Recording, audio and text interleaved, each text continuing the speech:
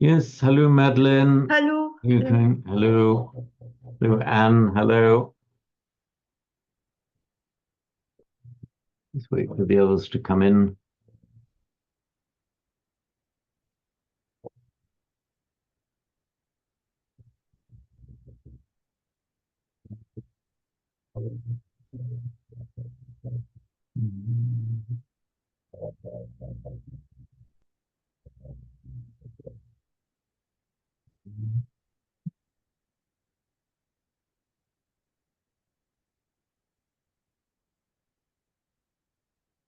Yes, hello again, Roger.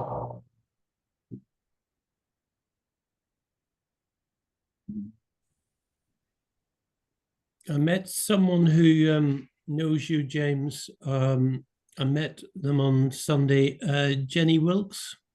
Oh, goodness me. Yes, Jenny Wilkes from Topness from years ago. Yeah. Yeah. So in what circumstances did you? Well, it was a memorial actually for Kamala Sheila. I don't know if you've heard of him.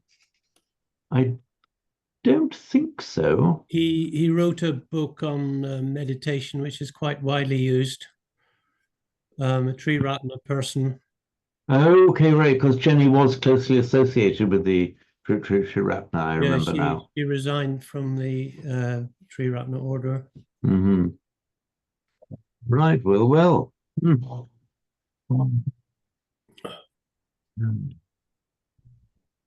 Very nice person. I met her previously, actually, as well. Yeah. So this Kamala Sheila, had you known, was it him or her?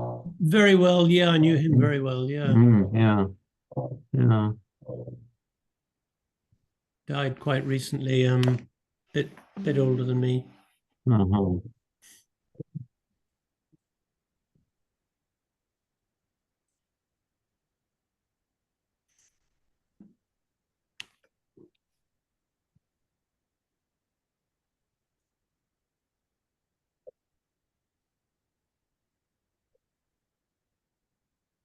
So here we are, 146. Hopefully some more will join us, but let's get going.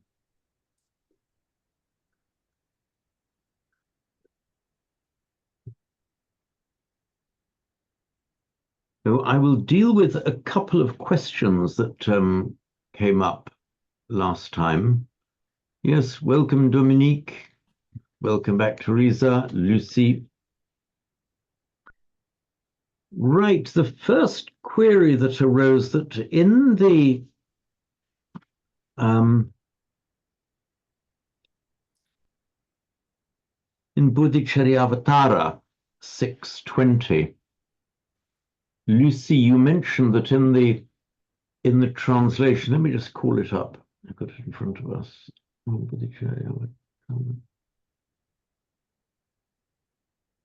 Share screen, just share screen with you.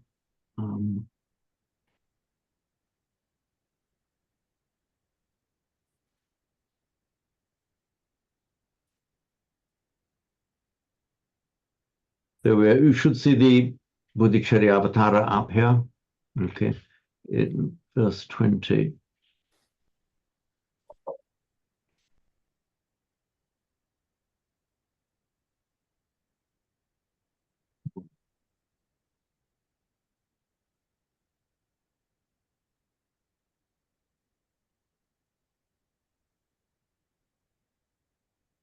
So, Lucy, you mentioned that in the Tibetan translations in your possession, there was the mention of the word hatred specifically as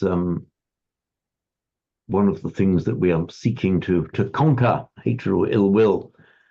And you said that this translation appeared, the word hatred appeared in the translations from Tibetan that you have.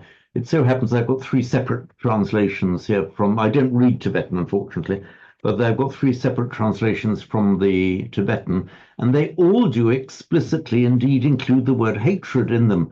So what's obviously been done is that the translation into Tibetan, mostly, as far as I can see, it's a fairly exact translation, but there are cases where it's expanded a little bit. And there are a couple of cases where they've even, as far as I can see, departed from the meaning slightly, not seriously. So evidently what's happened is that in the Tibetan translation, the word hatred does explicitly appear, although it doesn't in fact appear explicitly in the Sanskrit. So that then accounts for it. So I've been much helped as the years have gone by the Tibetan translation, but there are occasions when it doesn't give you an exact picture of what the Sanskrit actually says. So that clarifies that one. Thank you very much for pointing that out, Lucy. And then there was the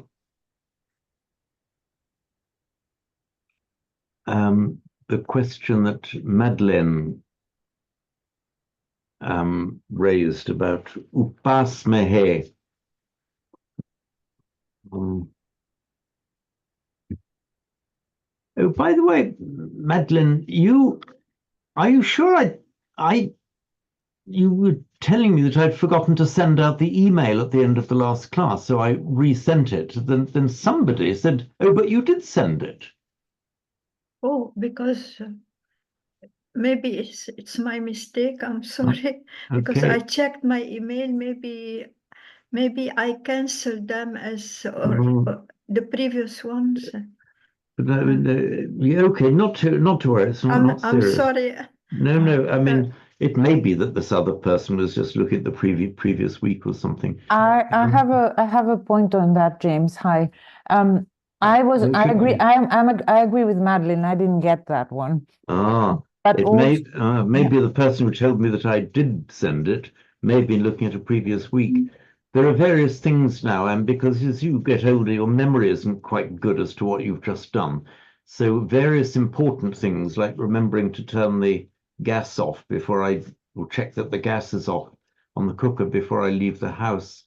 I found myself, walking back in because I can't remember whether I went through the process of turning it off one minute before. But I've discovered a way. If I very solemnly chant out loud, it has to be out loud, "I am now turning the gas off," as you do it, then you actually remember, after I've left the front door, I then remember, yes, I did chant that out loud because the echo is still reverberating in my ears.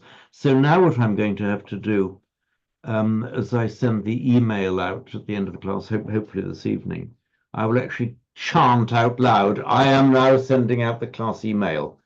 And I'll have to chant that very loud so the echoes will remain for a while. Anyway, I'll give it a try.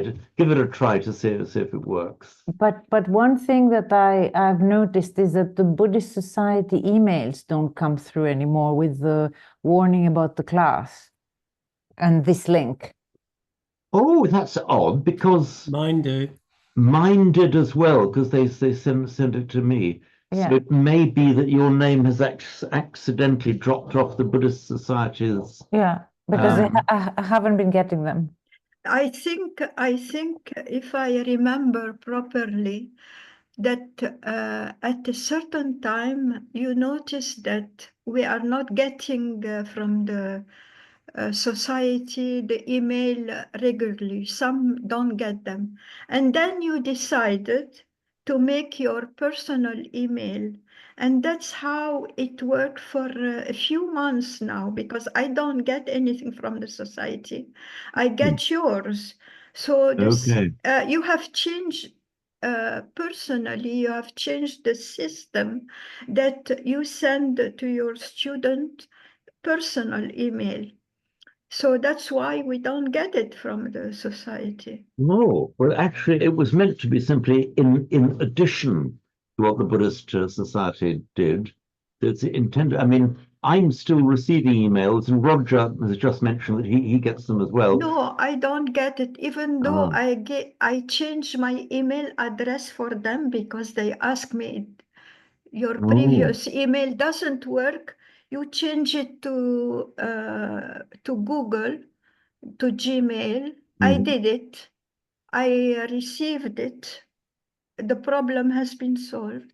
And then when you decided that you will use your personal email to send the weekly emails, I noticed that I did not receive anything from the society, and I understood that this is the solution to the problem. That's no.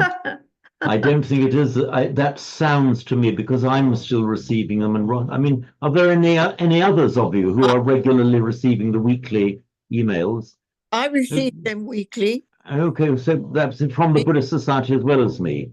Yes. as Okay, well. well that seems to be almost all of us except you, Madeline. So it's probably yeah. it means I suspect this And must me. be an error at the Buddhist Society's end. I think you just write to them direct to make sure you're on. But it's okay for me. I won't bother them for that, because I get your email. I give you 2 email addresses, and I get them regularly. Okay, And right. then I won't bother the society for that, since I get your email. But I get their announcement. They give me the link. They give me the link for to connect for the class. I Oh, get this from them. that's what I'm talking about, actually. That was the one I was talking about as well. The one that comes out I'm a talking- little bit earlier in the day, just Yeah. alerting you to That's the. what I meant. Yeah, that's what I received. I was talking about the email about the details of the class. That's what I'm referring to. No. That next week we are going to have such and such a verse to study. This is the email I'm talking about. But I get the connection, the Zoom connection. Okay, right. I Okay, get so it. we're talking about the same Yeah. thing. Oh, we were not talking about. Yeah, I did actually in the past. I did send. Well, I still am sending the group email, but also the page on the Buddhist Society's website. I would update that page to say what we were doing next time, and it was fiddly, and it would never format itself properly. And then at one point I might have said in a gesture of irritation, I kind of sobbed that. So they're all getting my emails. The main thing is if you were all on my email list, then I don't think there's anything else that goes out that you actually need to know. And my one tends to be more up to date. And also when I'm sending out the updated version, for example, of the study resources guide, I will always send it directly to everybody on my emailing list. Yes. So I mean, if you're all on my emailing list, that's the main thing. The rest is just duplication, really. Good. So let us revert to getting what we're going to revert to now. Bodhicharya. Oh, this very one. I've got a note just to recap this chapter 6, verse 20.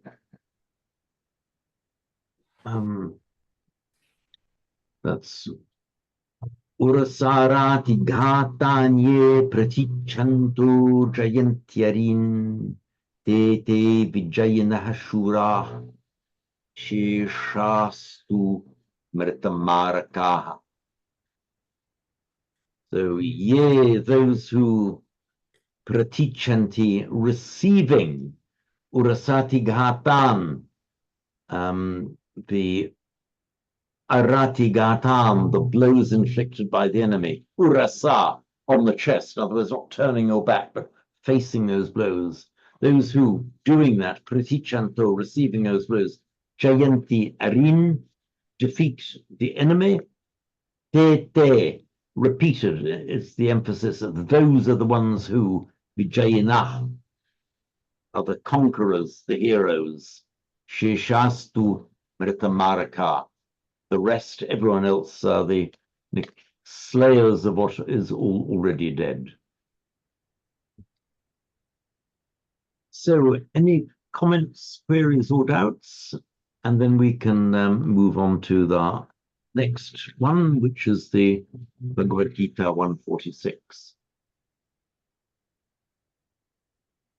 And we'll move on then, unless there's anybody who didn't have a chance to recite it last time, who would like to do it now.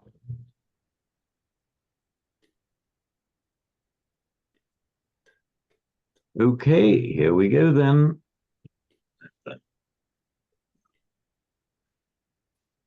So I'm losing where I am.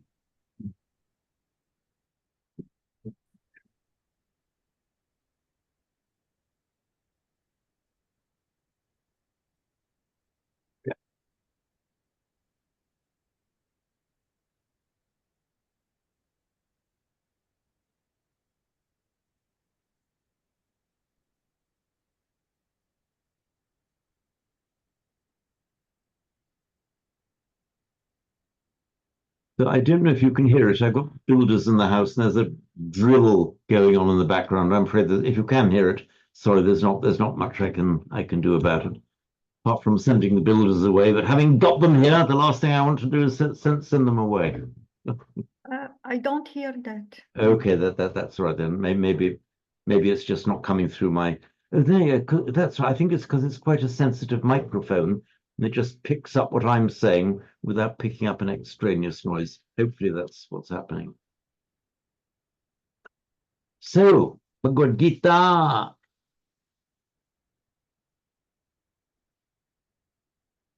(146). Yadi mam apratikaram shastram shastrapanayah dhartarashtrarane hanyus tanme kshemataram bhavet. Again, yadi mam apratikaram shastram shastrapanayah dhartarashtrarane hanyus tanme kshemataram bhavet.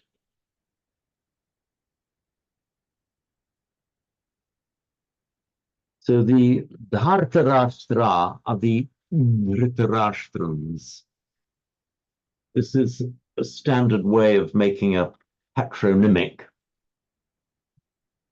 So the name of the king in question is Dhritarashtra. Dhrita in this context meaning firm. Rashtra, he who holds his kingdom firm, is the Dhritarashtra. Dhrita, incidentally, is the past participle of the root dri,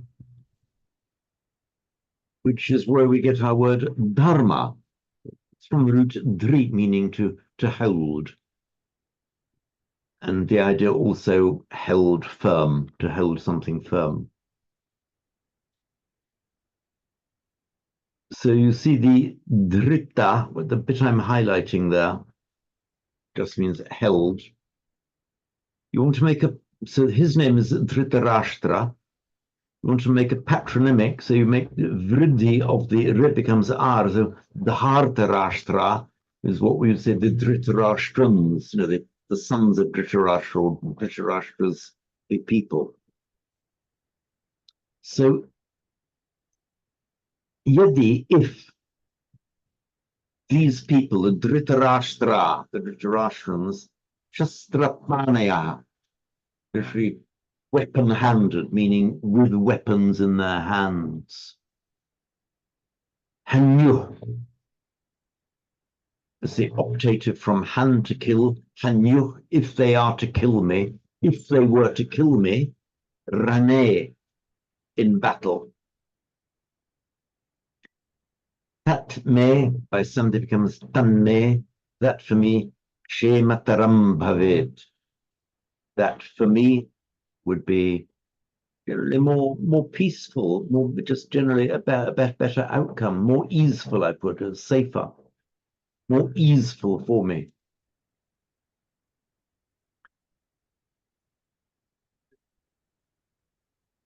This Shema, it's from the root Kshi. We have it in Pali as well. It means to dwell. You're writing it. Sorry. Yeah, here we go. Okay. Ooh, I've lost my connection. Right. There's just the connection between iPad and computer. Hopefully it's coming back now. Okay, can you see it now? Yeah, yes. Okay, good. So kshi, to dwell.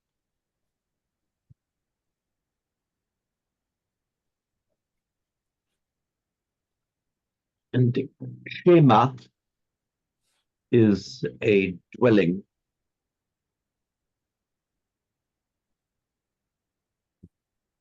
But it's a dwelling with a subtext. It's where you feel safe as well.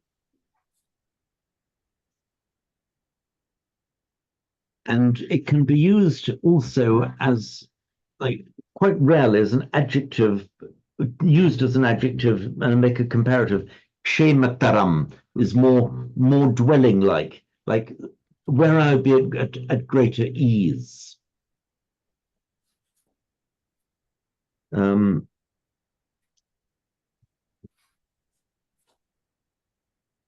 I have at least one Greek speaker with us. It's the modern Greek word ktima, meaning property that one owns, comes from that same root.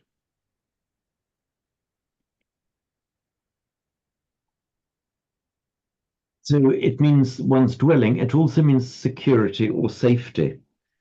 And we have the expression Yogakshema. Yoga in this sense, meaning exertion. Nirvana, with the release from the trammels, is often described as the yoga kshema, the kshema after the yoga, the easefulness, the rest, the repose after the yoga. In the Karanyametta Sutta, we have Sukhinova Kemino Huntu, Tabbasata Bhavantu Sukhitata. You have it with me, yeah.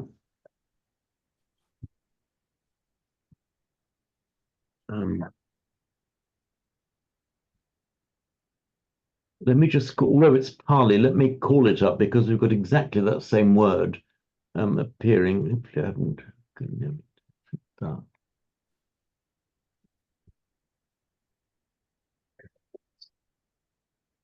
think it's in verse 2. Is it in verse 2?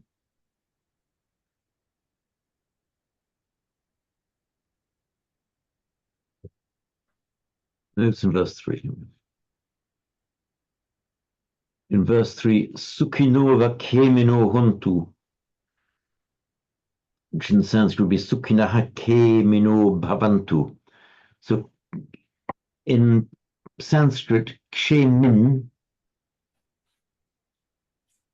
and in Pali, Kemin, means somebody who is enjoying kema, enjoying that sense of security, ease, and repose. So Sukhinova Kemino Huntu, Sabbe Satta, may all beings be Sukhino, happy, and Kemino, enjoying security and ease, from this root kshema. Now back to the Sanskrit. That was from the Metta Sutta, by the way. So it would be kshemataram, it would be more like kshema, it would be more reposeful and easeful for me if these Dhritarashtrans, weapons in hand, me hanyu, were to kill me. So bhavet, again the optative, it would be. To kill me, now there are two adjectives here qualifying me, apratikaram, ashastram. Apratikaram, unresisting, ashastram, unarmed. These are both in the accusative, that's the masculine singular accusative. because they qualify, these two adjectives, pratikaram shastram, are adjectives qualifying me.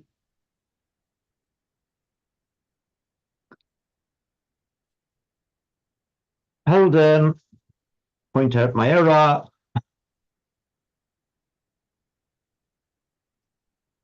Okay. Oh, yes, in battle. Oh no, Rane, no, that's right. In fact, no, it's the error. It's highlighted here. M6S. It's M2S. Sorry about that. I'm changing it. Isn't Rane in battle, though? Is that not the locative? I did mean to ask you that. Oh goodness me! Two errors in the same line. I asked you to spot one, and you spotted the other. Well, I've Okay. completely missed the other one, I'm afraid. Okay. Rane is N7S. Six. Remember, number six. The sixth case is the genitive. So I'm changing it now. N7S in battle. But this tanme, hanyu tanme, is to M2, it's the accusative, silly me. If they were to kill me, the direct accusative. These two are pratikaram shastram, I've correctly marked as M2S, masculine accusative singular. So these two adjectives qualify me. James, the copy that I've got, the book I've got, thinks may is genitive.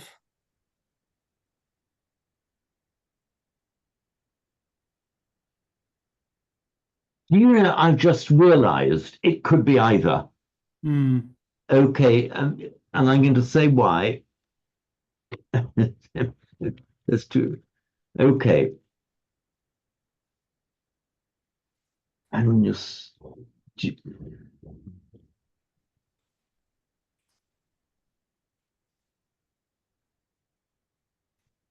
that, okay, that would be more easeful for me. So that's right. That would be genitive.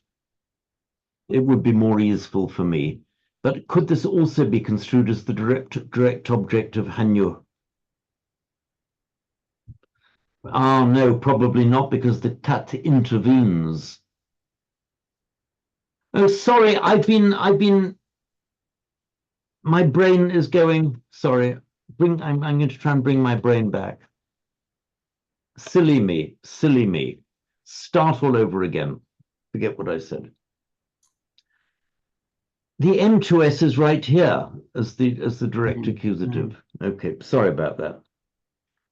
Yedi mam hanyu, if they were to kill me, apratikaram ashastram, me unresisting, unarmed. And then tan me kshemataram bhavet. In English, we'd say that would be better for me. In Sanskrit, we say that would be better of me. It's just the idiomatic way of putting it. So thank you, Roger. Yeah, that was right. That was great. That is correctly the genitive. Now, pratikara, kara, of course, from the root kri, to do. Kara is a doing. A pratikara is that prefix prati, which has the idea either of against or counter or reciprocity, or in Latin, anti. So a pratikara, for example, for a sickness or a poison, for example, the pratikara is the antidote, the countermaker, that which acts counter to it and stops it. Pratikara. So it just means counteracting, pratikara. As I said, it's used in medical terms. It's also used here as just unresisting, not counteracting them. James, can I just ask in the Devanagari why you have a long I on the T, the prati?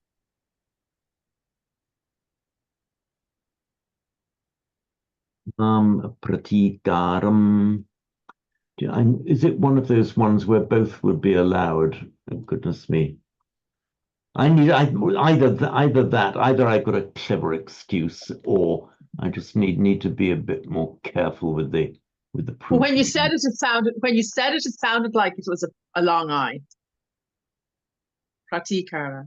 I don't know.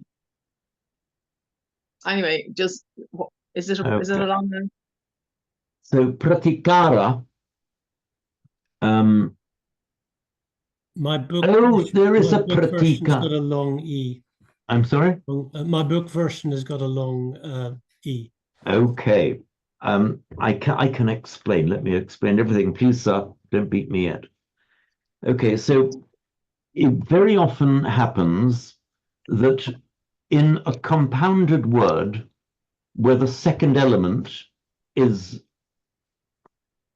bru or kri, then the last vowel of the preceding word changes to a long E. It often, but not always happens. So when you get a kara, you can have a pratikara and it can become pratikara.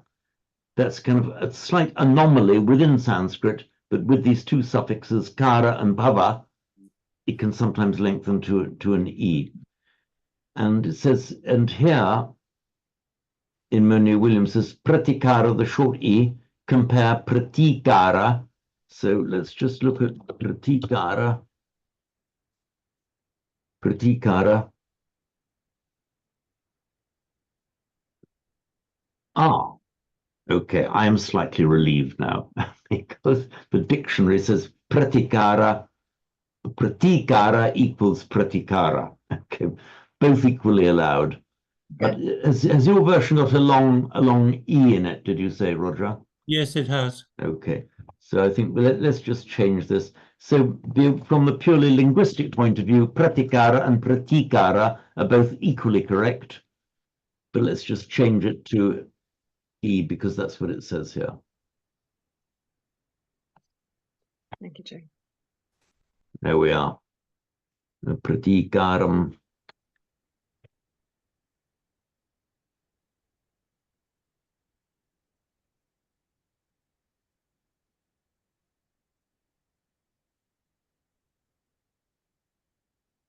I'm putting together quite a number of examples in a separate thing I'm doing about the use of this verbal prefix prati, which I think is one of the most subtle and interesting prefixes of the language. It often has the sense of, well, usually the standard meaning of it is like counter or against or opposite. The vata, for example, means the wind, from the root va, meaning to blow. Verbal noun vana, a blowing and therefore a wind, as in nirvana, blowing out. And the vana comes into Latin as ventus, a wind, ventilate. So prativata, prativatam eti, it goes prativatam, it goes against the wind. We have the one word for the path followed by the ascetics and the monks is not just the pada, which is the path, but the pratipada. It can often have the meaning of kind of reciprocity and quite a subtle meaning. So the pratipada, the counterpath, in Pali, pratipada, almost has the idea of something where there is a reciprocal relationship between the path and the person who walks it. It's almost like it's not just you are walking the path, but the path is walking you. You are the path.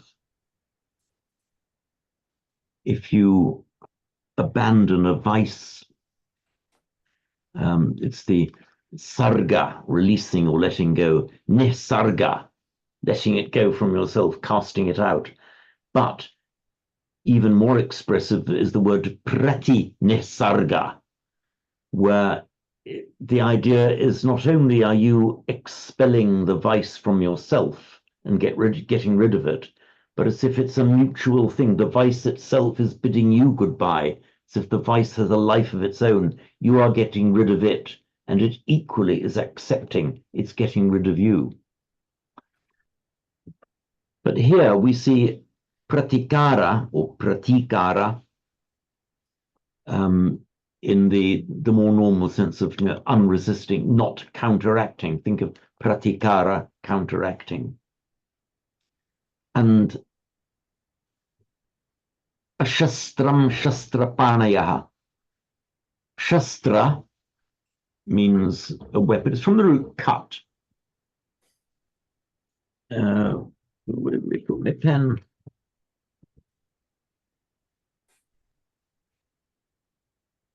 Oh, wonderful.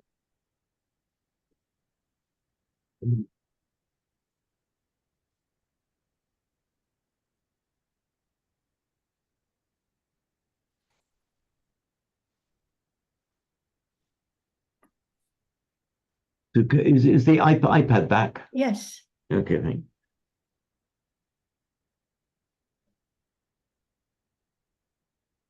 So the root shas, not to be confused with the entirely separate root shas. Shas, shas, two different roots. Shas means to cut. And we most commonly find it in the form of the word shastra, suffix tra, meaning a tool or an implement for doing something. So a shastra is a cutting implement, but most commonly used as any bladed weapon, most commonly a sword. So shastra. So if you are a shastra, you are swordless, you are unarmed. So mam ashastram, me unarmed. By the way, the root shas, meaning to teach, many of you will be familiar with the Shastra literature in Sanskrit, which is the subsidiary literature to the Vedas and the Upanishads. The Shastras were literally teaching implements, teaching tools. So the Shastras were the additional commentaries that were created to help the students understand the Vedas, for example. So they're the Shastras, the teaching tools. And what does the root mean, the shas? The root shas means to teach. Oh, yeah, sorry. Now, shas, we get a teacher is a shasta, and we have that then in Pali as satta.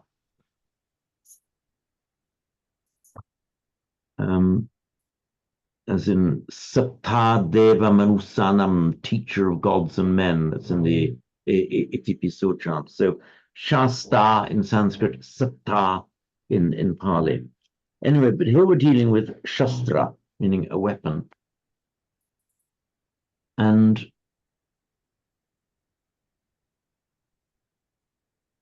we see this word Shastrapanaya. That's from the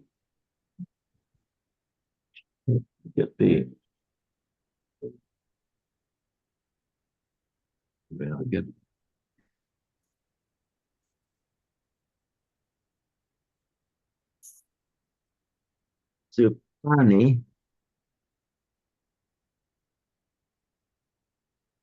means a hand.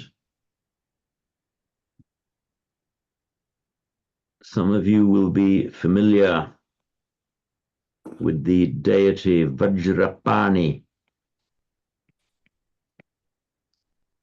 So the Vajra, which variously means either thunderbolt or diamond. So the Vajrapani is the person with the Vajra in his or her hand. So if you're Shastrapani, you are weapon hand, means you have a weapon in your hand.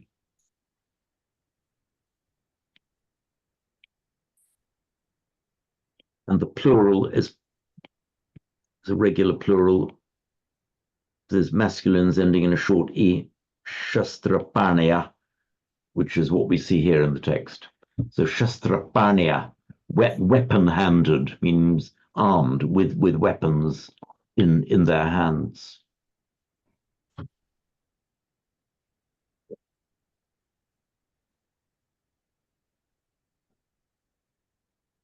So yadimam pratikaram shastram shastrapanya dhartarashtra rane hanyus tanme kshematram bhavet. So if the Dhritarashtrans, Dhritarashtra, shastrapanya, literally weapon-handed with weapons in their hands, hanyuth, had become the following Tatrikans, hanyus, but hanyuth mam, were to kill me rane in battle, me ashastram, so apratikaram ashastram, me unresisting, unarmed, tan me kshemataram bhavet, that for me would be bhavet, would be, you know, greater ease, that would be a more easeful outcome for me.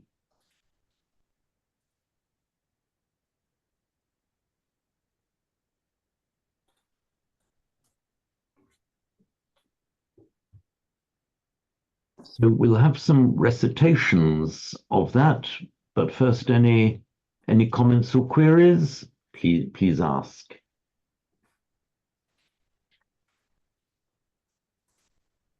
I guess I'm just not sure what the verse is getting at, James. Why would it be more restful for just to be killed by the Dhritarashtrans? Because for Arjuna has been his duty, his dharma is compelling him to go into battle against them. So he's kind of got to do it.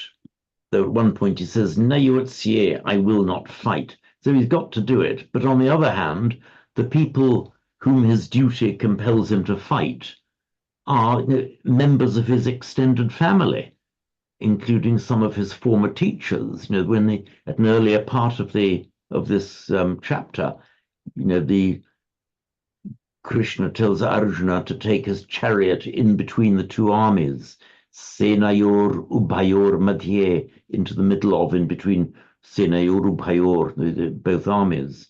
And he sees all these people now, his family, his cousins, uncles. His duty is to kill them. So the idea of not doing his duty is unthinkable. And the idea of killing those people is equally unthinkable.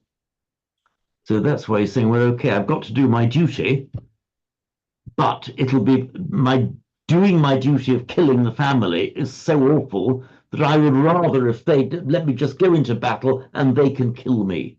So that's he's basically saying unresisting death is now better than doing my bounden duty. Yeah, that makes sense. Thank you. Okay. And Krishna persuades him that it's all right in the end. I have a question. Yes, please, Dominique. Why is it in Dhartarashtra in Devanagari is written differently in the English? It's written DHRI, Dhritarashtra. Here. No, lower. Yes, yes, here. Yeah. Here. Okay. Okay. His name is Dhritarashtra. Let me call it. I'll explain that. So you are puzzled why Dhritarashtra has become Dhartarashtra, and here also in the Devanagari, yeah, Dhartarashtra. That is something that I will explain for you. Pull this up.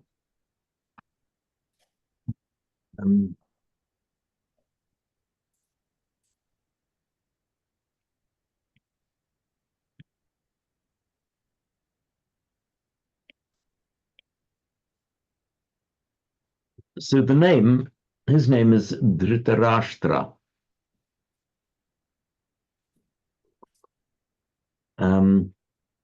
Now, what do we want to do? We can make a noun out of it, people connected with Dhritarashtra, the Dhritarashtrans. Let us take the name of Victoria, as in Queen Victoria, and we talk about, in English, we talk about the Victorians. So we add on an N here just to make that Victorian, relating to, of the time of, a subject of Queen Victoria. In Sanskrit, you do it a different way. You apply a vowel strengthening to the first syllable. So, if you wanted to translate Victoria into Sanskrit, or write this word, write the word, let's write it as if it were written in Devari. That would be how it would be written if we were writing this in Sanskrit. Victoria, have to put a ya in. Now, let us now create a word, and for all I know, it may have been used many times. Let us make Victorian into Sanskrit, Victorian. How would you do it? You would apply a vowel strengthening to the first syllable. You change the I to I. Oops. Screen's jumping out. So you do this.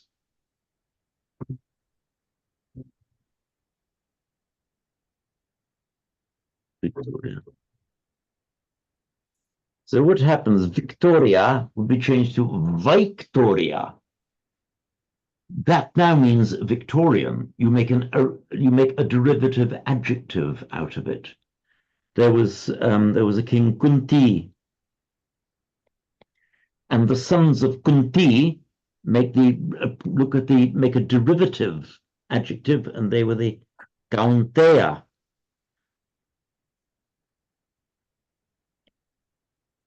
The Kaunteya. So here you've got means those of King Kunti. Dhritarashtra, we apply the same vriddhi to the first vowel, the ri, and that becomes an r. That's how we get now the Dhritarashtra.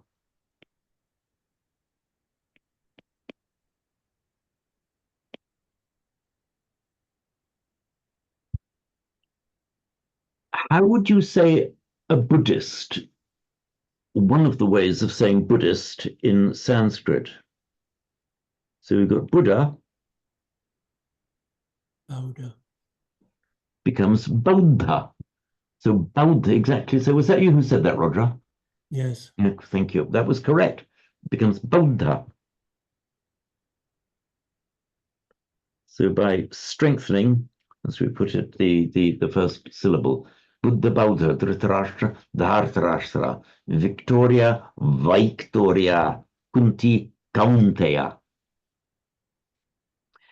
You can also do that to make abstract nouns out of adjectives. So the word kushala as a moral term, it's a general word in Sanskrit meaning that anything is good. But kushala, which is kusala in Pali, just means anything often translated as skillful, wholesome, anything that's good and conducive along the path. Now, when you are making an abstract noun out of an adjective, you do the same thing. You can also do one other thing, which is changing final a to ya. So, kushala becomes goshala, or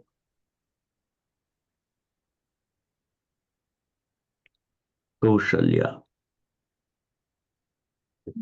You can also do it by adding the suffix ta at the end, kushala ta, I don't know if that word exists, which is cognate with the Latin ones ending in tas. Often we have iti in English. Paucity, veracity, enmity. That's the same, the equivalent Sanskrit ending as a ta. So we have kushala, kaushala, or kaushalya. Pali doesn't have a sh, it becomes a s. So that's the kusala in Pali. And kaushalya becomes kosala in Pali. So whenever you see kosala, that reflects the Sanskrit kaushalya, which is the abstract noun from kushala, meaning good.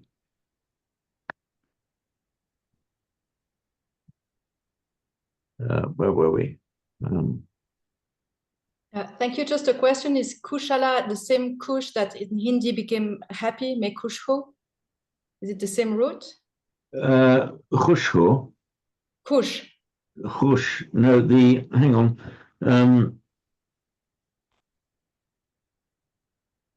Sorry, my iPad's going funny. Khush, actually.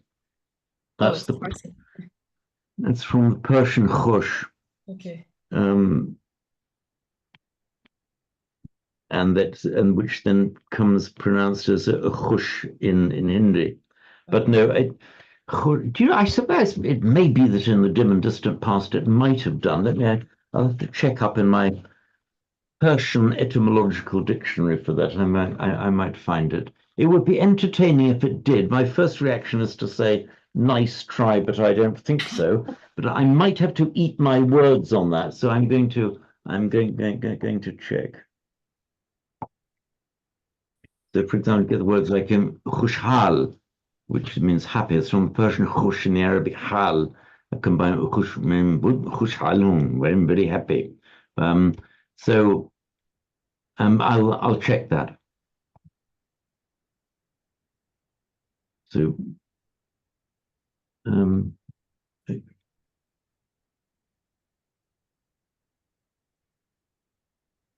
I'll check it. So I'll come back to where we were as soon as I can remember where we're meant to be. Verse 46.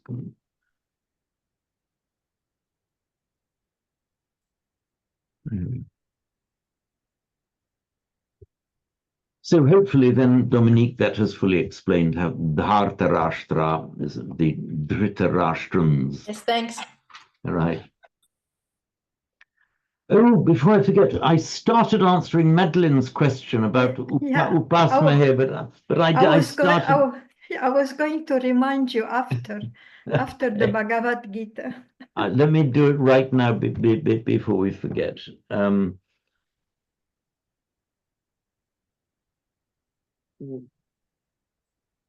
So the word was Upasmahe.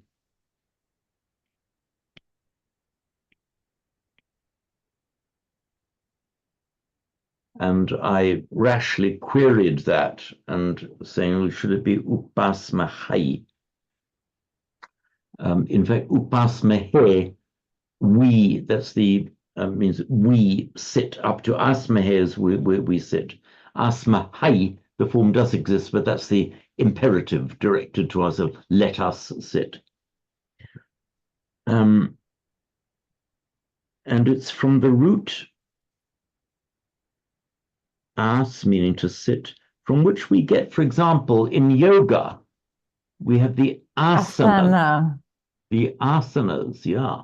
So the asana literally means just a sitting, is from the root asana. So the asanas of yoga, which we commonly call the postures of yoga, it just means literally the sittings of yoga. So I will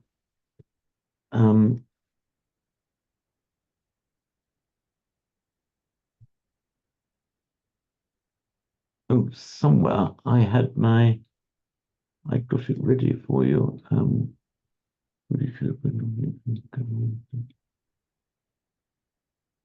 Sorry, I've lost it again. I'll find it pretty soon. Here we are.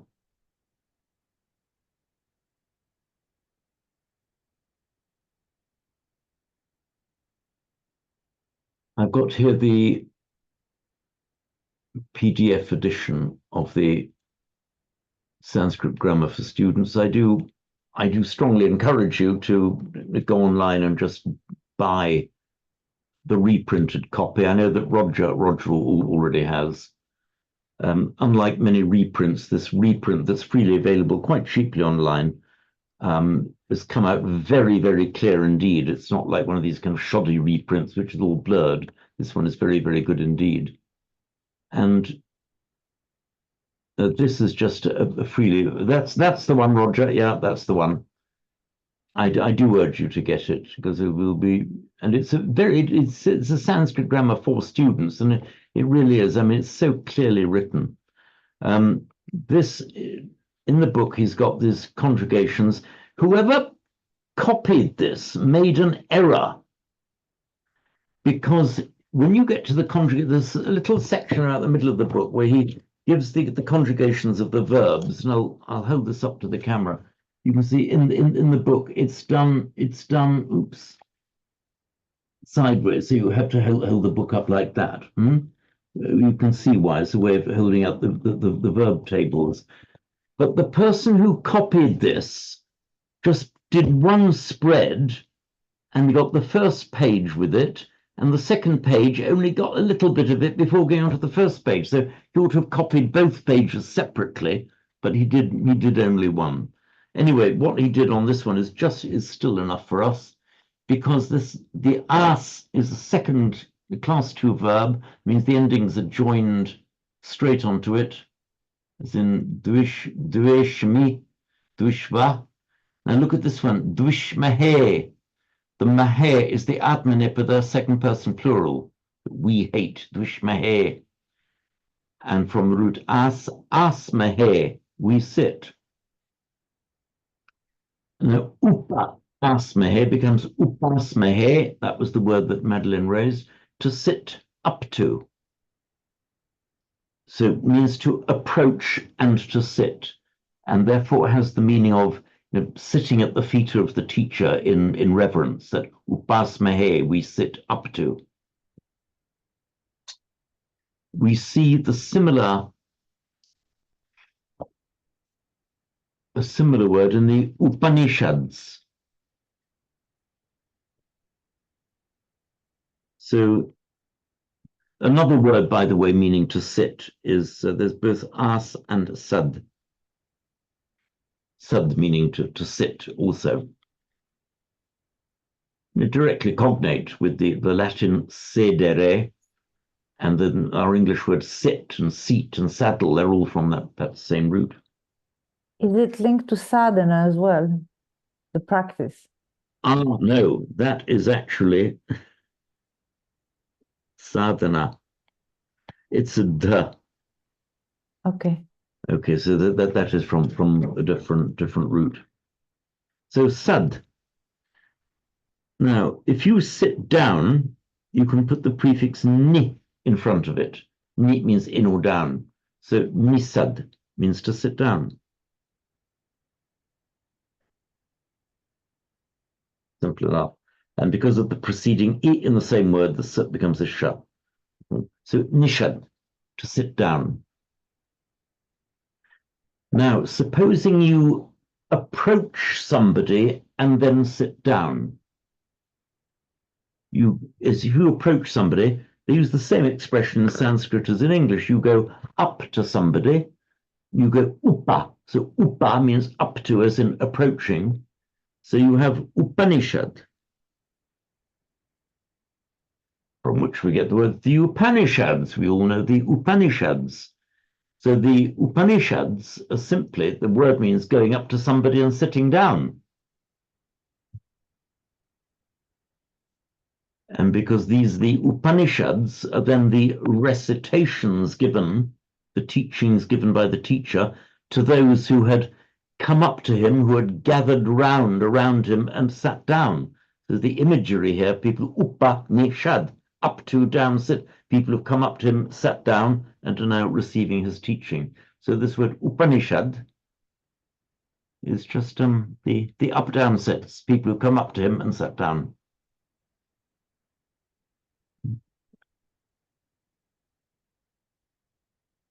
And as so often happens, you get, quite frequently, you get different roots, meaning that with the same meaning, to as and bhuv, to be, and as and sad, for to sit, is quite frequent.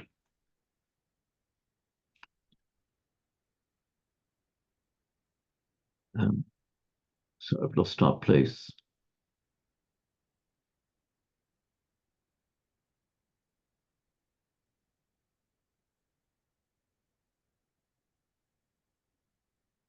The 146.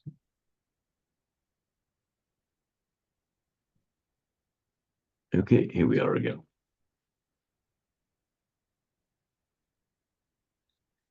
James, can I Yes, can I ask you a few questions please. about upasmaya? Okay. Mm. Correct me if I misunderstood. Okay. Upasmaya is we sit, but in the imperative from the notes that you send me, the ending for the imperative is amahe. So if I want to use the imperative, it's upasma mahe. That's what you send me in your explanation. Upasma mahe. Is That's sorry. Is that what you meant? It is. Sorry, did I give it to you wrong? Okay, I'm calling up this page that has been incorrectly copied, but the one line that we need is there. See here, Dvesha Mahai. Yeah. So sorry, I got that wrong. So as the indicative, upas mahe, reflecting dvish mahe, upas mahe, indicative, then the imperative directed to us, to oneself, let us do that. It's the amahe. Yes. So upas mahe indicative, upasamahe imperative. Okay. My second question, what about the word upasana? I understand the word means meditation, but is it from the same family of words, upasana? So it goes with us, upasana. So there's vipassana. No, upasana. Upasana. Upasana, it means meditation. No, upasana would normally mean just going up. So upasmahe and upasana would be just grammatical variants of the same root. Upa than as, to go up to and sit down. But let me just check this because you've made me. Upasana. Upasana. Let me just call up.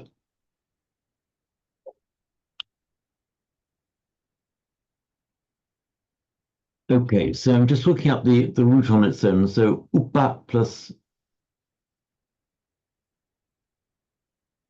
Sorry, there are three because you have to be cautious now.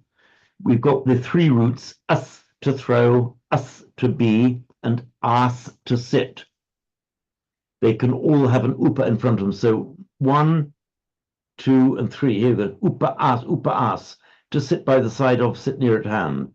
So in order to honor or wait upon. That's the verb that you say, upasmehe, we sit near to. Yes. To wait, to serve honor, respect on all those. Okay. So far, so good. Now, let me just see if we have a verbal noun, which ought to be. Upasana. Okay, ignore number one because the sitting, being near at hand, waiting upon service, homage, adoration, worship. Yeah, upasana, the act of sitting or being near. Yeah, it means the act of sitting. It's I don't think I've ever seen that used in the sense of meditation, but it was vipassana from an entirely different root. Vipassana, it means meditation? No, it means literally insight. Insight, okay. Yeah. It's but no, people talk about vipassana meditation, as you know. So the vipassana. I'm sorry, you were just saying? I was just trying to get down to the vipassana rabbit hole. Oh yeah, well, please do. I was just about to go in there so we can enter the vipassana rabbit hole simultaneously. This is one of those verbs. There are a couple where you have two separate roots in the conjugation of the verb. You have the root drish, meaning to see, from which you, for example, get,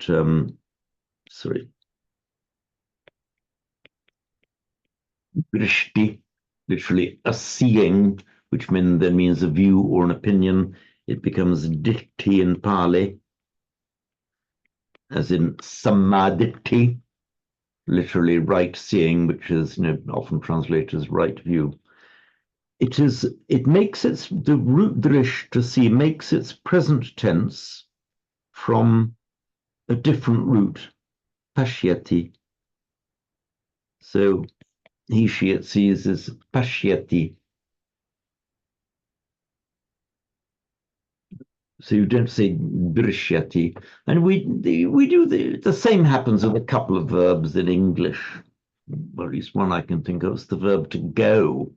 I mean, in the past tense of go, we don't say goed, we say went. So we use a completely different root for the past tense.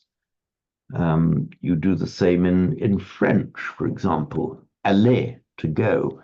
You don't say j'aille, but je vais. So you use a different root. And for Italian as well, from andare, vado, aller, je vais. So this is the same phenomenon. It happens with, I think this is the only common verb it happens with in Sanskrit, pashyati. So from that, we can make a verbal noun, pashyana, meaning the act of seeing. Pashyana, vidvedana, pashyana.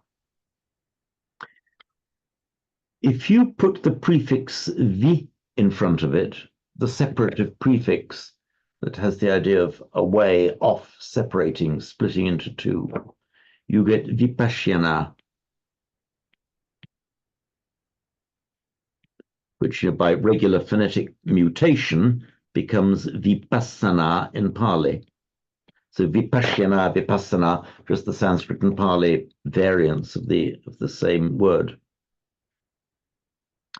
And the prefix vi here, as the basic meaning is splitting something in two, but in a cognitive sense, and vipassana, of course, has a strong cognitive sense, the vi suggests the idea of penetrating the veil, pulling aside a veil, pulling aside what is stopping you from seeing. It's like seeing into it. It's a penetrative seeing, which in fact is, so our word insight, to translate vipassana, is actually, and it does capture it. You are seeing not just the surface, but you are seeing inside things, the insight. So that is how we get to the vipassana. Pashyati is simply to see. Pashyati is to see, yeah. Thank you. In an earlier form, in an older form of the root was spash. The S dropped off. A bit of fun etymology. I'm sure most of you have heard me saying this before. It very often happens that where you get a word that has a sh in Sanskrit, that turns up in Greek and Latin as a k sound. For example, the word ashwa in Sanskrit, meaning a horse, becomes equus in Latin, equestrian. And the root nash in Sanskrit, meaning destroy, or it cause somebody to suffer, becomes nos in Greek and noc in Italian. Noxious, innocens, which in English we have as innocent, not causing harm. Roger, isn't nosology the study of disease? Yes, I believe so, yeah. Okay, nosology, it's from that same root, nash, meaning something that harms. And you have Is there is it a nosogenic, some of the disease you get by virtue of being in hospital? No, that's iatrogenic. Oh, but that caused by the doctor, yeah. Okay. Anyway, it says that same root nos in Greek be meaning a disease, and then nok meaning causing harm, as in noxious, obnoxious, innocens, not causing harm. Now, anyway, back to this spash. That became, in Latin, spec. So what we have is spascieti, start off life as spascieti, the S dropped out, occasionally happens, comes into Latin as spec. So spectacles, inspect, respect. So that pash actually survives in many of the words now that we use in English with a spec in them. Spectacles, inspect, respect. Circumspect, looking around you, cautious.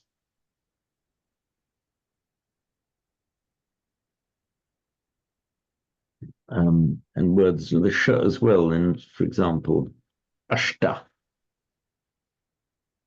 meaning the number 8, becomes octo in Greek, octo in Latin. And that same sh became a ch in the Germanic languages, because acht in German and 8 in English. So in modern English, we still write the ch sound, but we don't say it anymore. We used to be echt or something like that in Anglo-Saxon. So the 8. So I just need to give something. I'm sorry, this is.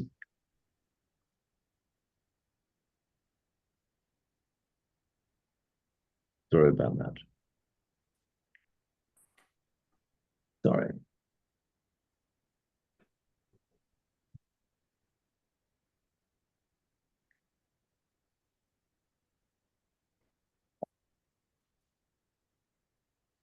So Ashta, German acht, English 8.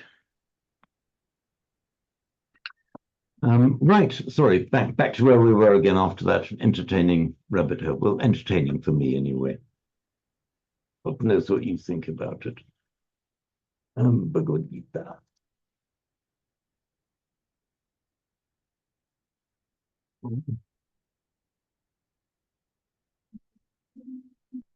Sorry, I'm losing everything. Too many things open on my screen.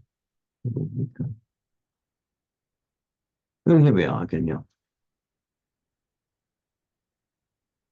Right, so goodness me, just a couple of minutes left. Shall we do a couple of recitations then of this first? Madeline, you're first in my gallery. Would you like to recite it for us? Yes. Yadi mama prati karamashastram shastrapanayaha dhartarashtra rane hanyustan me kshemataram bhavet. Very good, yes. In fact, I don't know why you struggled, because the first time you said dhartarashtra, it came out perfectly, but you seem to have doubts about yourself, but it came out perfectly first time. Thank you. Thank you, Madeline. Anne, round to you. Yadi mam aparatikaram ashastram shastra panaya dhartarashtra rane hanyus tanme kshema taram bhavet. Okay, right, but I think you slipped a vowel in there. Apratikaram. Just say apratikaram. Apratikaram. That's okay. That's absolutely correct. Okay. Right. Lucy, you are next. Yadi mam aparatikaram ashastram shastra panayaha dhartarashtra rane hanyustanme kshemataram bhavet. Very good. Thank you. And Dominique, how about your good self?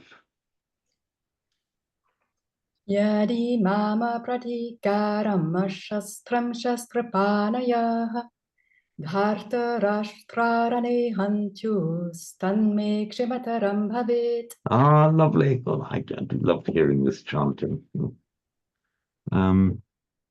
Who's next? And Paladin, would you like to have a go? I'm not sure I can follow that beautiful chanting. I'm afraid you've got to. I can't either, but we'll do our best. Yadim apratikaram. Sorry, apratikaram. Ashastram shastrapanayaha. Dhartarashtra rane. Anyustanme kshemataram bhavet. Okay, fine. Who's next then? Teresa, would you like to have a go? Yadi mama pratikara ma shastram shastra pannayaha dhartarashtra rane hanyu stanme kshemataram bhavet. Okay, right. Just as you were saying that, I thought that you were almost pronouncing this M as if it were part of the following mode. So apratikara mashastram. Remember to run apratikara mashastram. Apratikara mashastram. Pratikaram mashastram. Okay, right. Yes, okay, that was fine. Who else? Roger, would you like to have a go?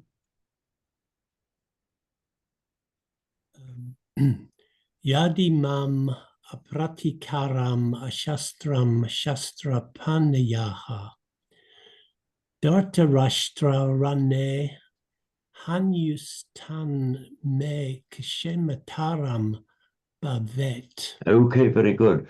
One thing, though, you slipped in a ghost of a vowel with a ksha. Remember, it's a ksh. Always comes out as one sound. So, sorry, where's that? Then the ksha. Oh, yes. You slipped in it as in ksha, as a ksha.